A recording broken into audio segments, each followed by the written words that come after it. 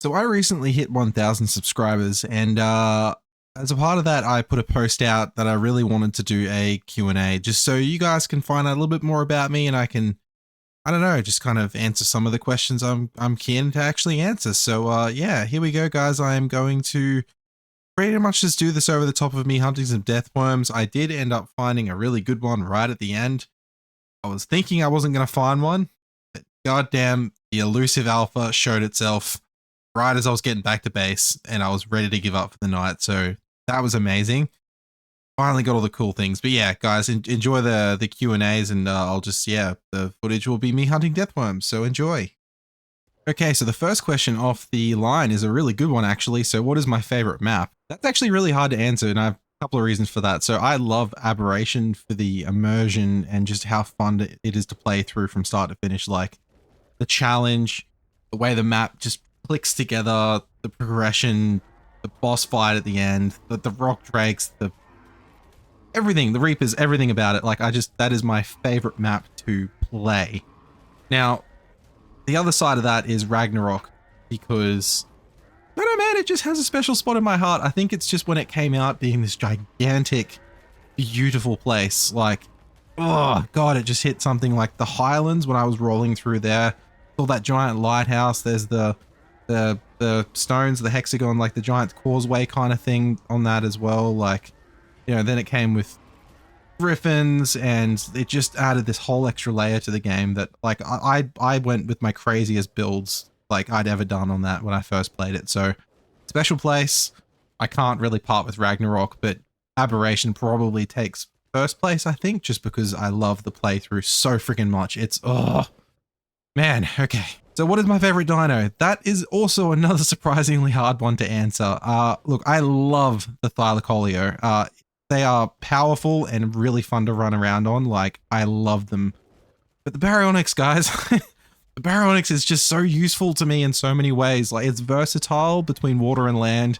It's powerful enough to hold its own against most creatures, and it has great stats for the level of creature it is. Like, it's really not that hard to tame them, and they're just, oh, so good. And they're nimble. Like, you're jumping around. It's got a good jump. It's fast. Like, it's narrow, so it doesn't get stuck on, like, everything. But if it had to come down to a vote, I think, I don't know, like, I don't know if I could decide. Like, the Thyla is just so beautiful. Like, I love it just for what it is. And the Baryonyx is just so useful. So I'm going to call it a tie. It's a tie. Can't decide. What do I look forward to in future arc? Well, Aberration for sure. Probably more than anything. If I had to generalize it though, like as a holistic arc thing, I can't wait to see Unreal Engine 5, like the Unreal Engine 5 makeover of all of the maps. And how amazing, because the island blew me away. Scorched has blown me away. Like, all of the ones that we're getting to look at soon are just going to be like, oh man, like, I can't wait. Seriously, I can't wait for that. But do I play other games? Yeah, look, of course I obviously play other games, but the one thing I am is a one game at a time kind of guy.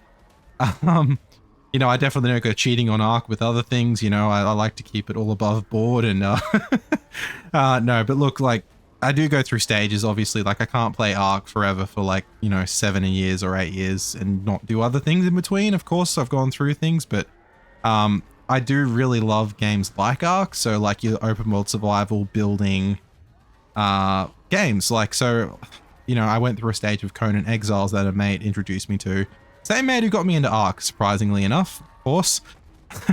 So that was great. I've also gotten into Space Engineers, which is a little bit, you know, a bit of an offshoot from this kind of thing, but it's got that building, free play kind of aspect to it that I've really loved in that as well. You know, and you go back far enough, like before I even played Arc, it was a bit of a Minecraft time through there as well. I haven't played it since I played Arc. Yeah, I just couldn't go back to that when I found something that really hit home.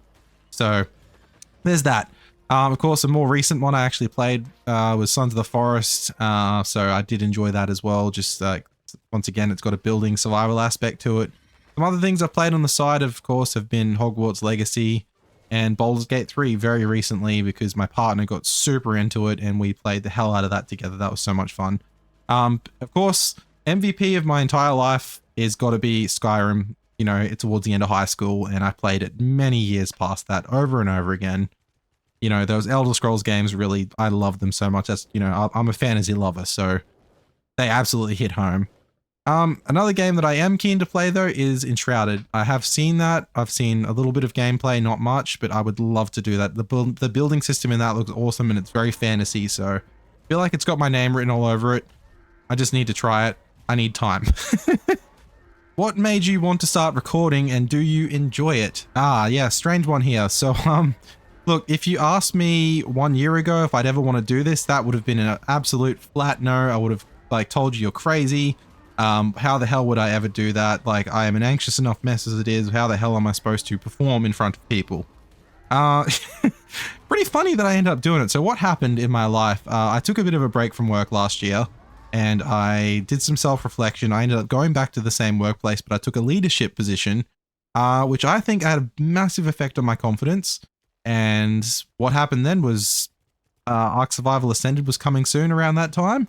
And I just went, I feel like I could share my passion with this with everyone. And I feel like, I don't know, I've played this for so long. I know the game really well.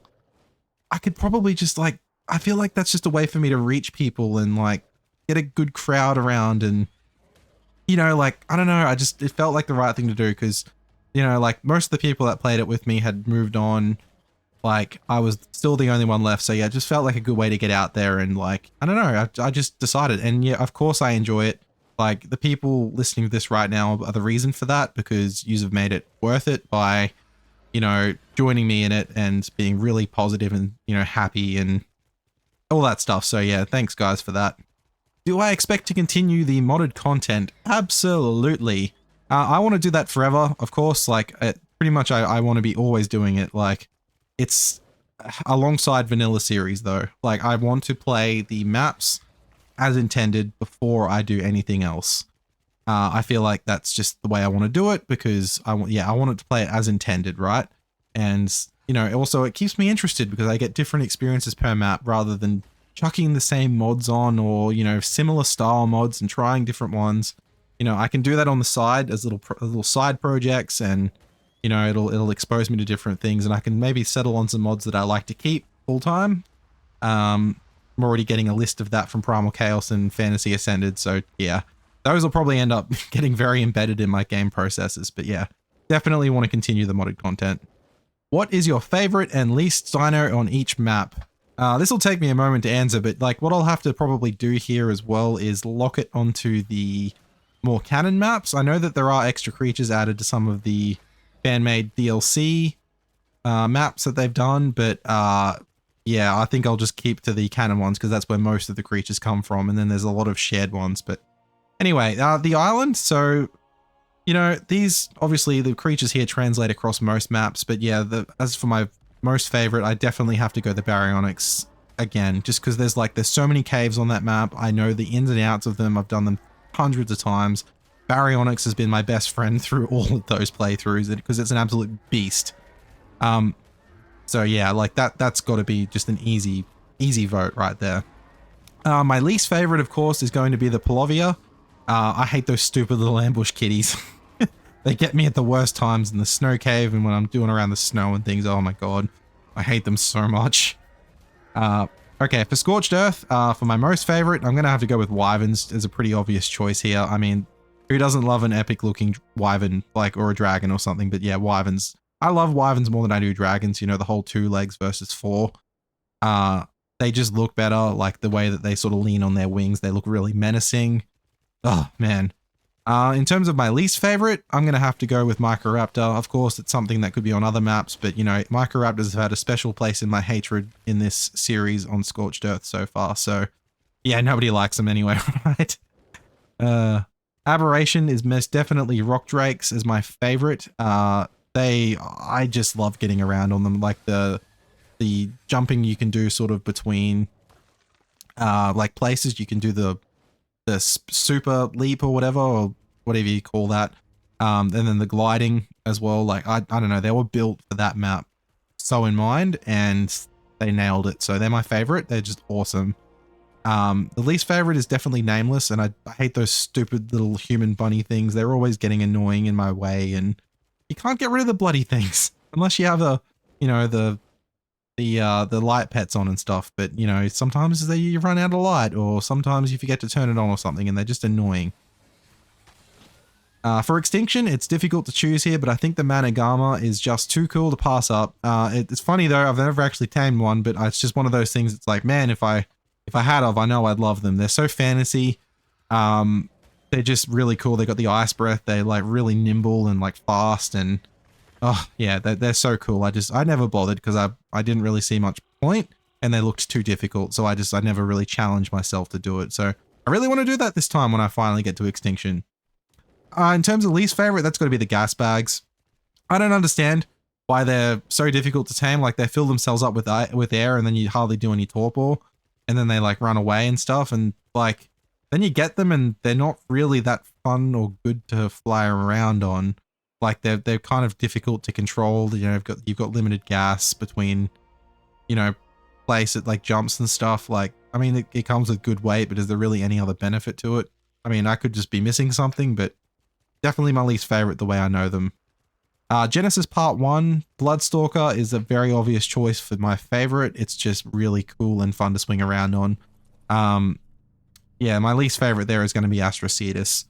I don't really know if that's a fair vote because I've not really looked at them too much, but like if I look at the lineup of the Genesis creatures, I don't know, they just appeal to me the least out of everything. So yeah, I mean, Mega Shellon, not really that great either, but ShADDow is probably my least favorite.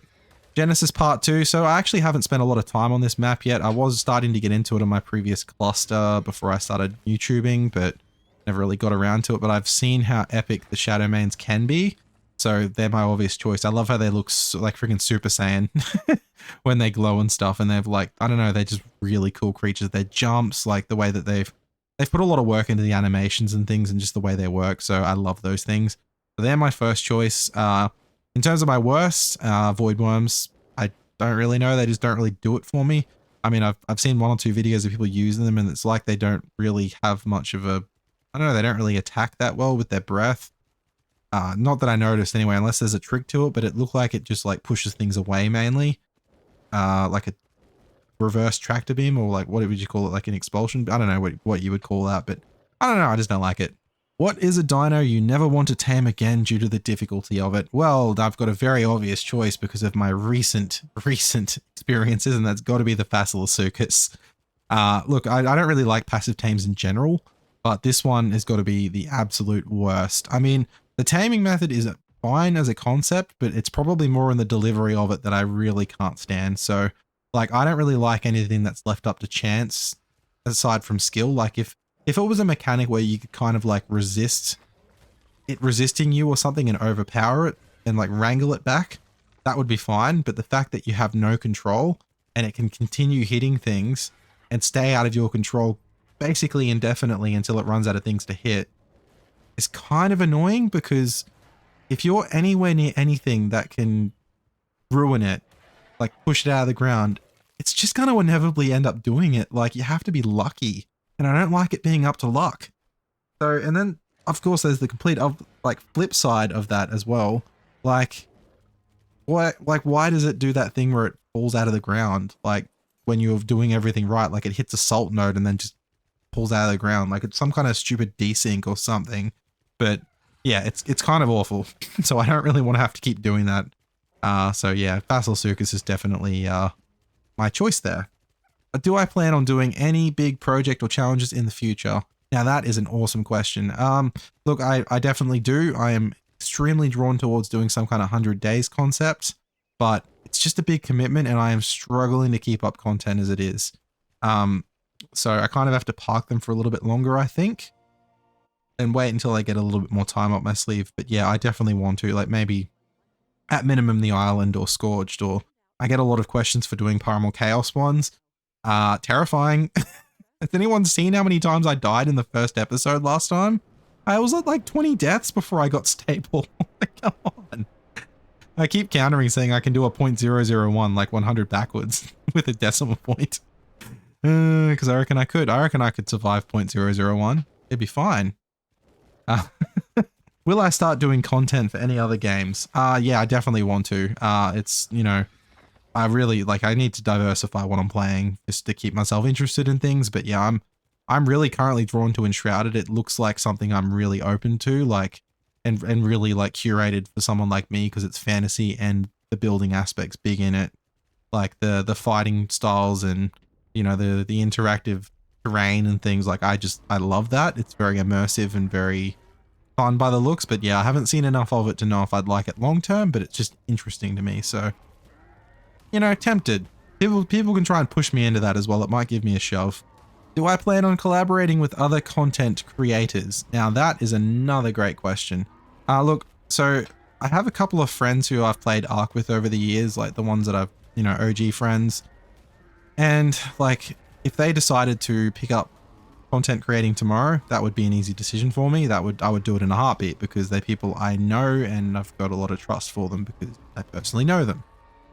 Look, I'm definitely open to collaborating with other content creators, but I would just have to get them to know a little bit first.